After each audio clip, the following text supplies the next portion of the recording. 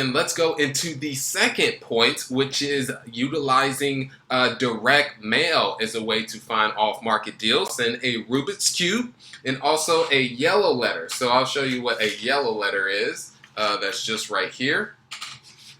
All right, so a yellow letter is just writing on this yellow piece of paper is what you would call a yellow letter. And it's just something that's different, as when the owner's going through all their mail, they see something is written on a yellow letter in red ink. Sometimes I'll do red ink, sometimes I'll just do regular black, but it's just something to really catch someone's mind. I sent an owner of it was a 48 unit, or it was just over 50 units. 50 unit property that was in Louisville, sent them a yellow letter, and they said, and it was chicken scratch, because my handwriting is not good whatsoever, and they ended up still calling me.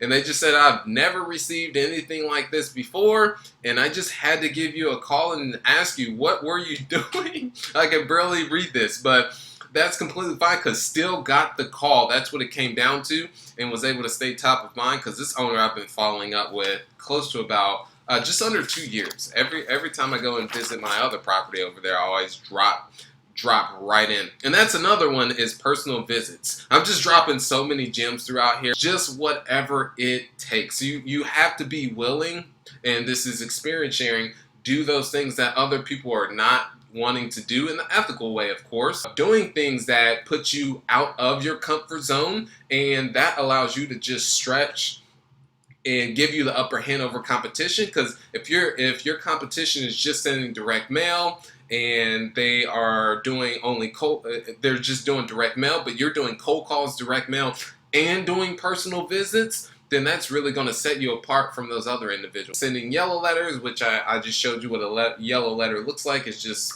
a yellow sheet of paper, and just writing something as simple as, hey, wanted a person to reach out, saw that you own Bentwood Apartments, want to know if you consider selling. So something as very simple as that. And one thing I'll send is thank you cards as well. And this is after I've made a touch point. So I've talking with the decision maker, and they've expressed, let's say, whether they are interested, that they're not interested. I'll send a thank you card. Just another way to stay top of mind as well. And then also Rubik's Cubes. If you guys have not heard of my Rubik's Cube technique, I'll just send a Rubik's Cube. And this is generally after I have sent a LOI, a letter of intent, and maybe the prices are just a little far off. And what I'll say, I'll have a small note that says, hey, let's figure this out. Is just something a little quirky and a little different.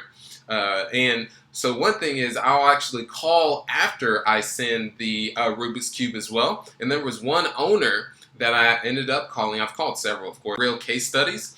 And so I followed up with the owner. He says, my wife cannot figure out this damn Rubik's Cube.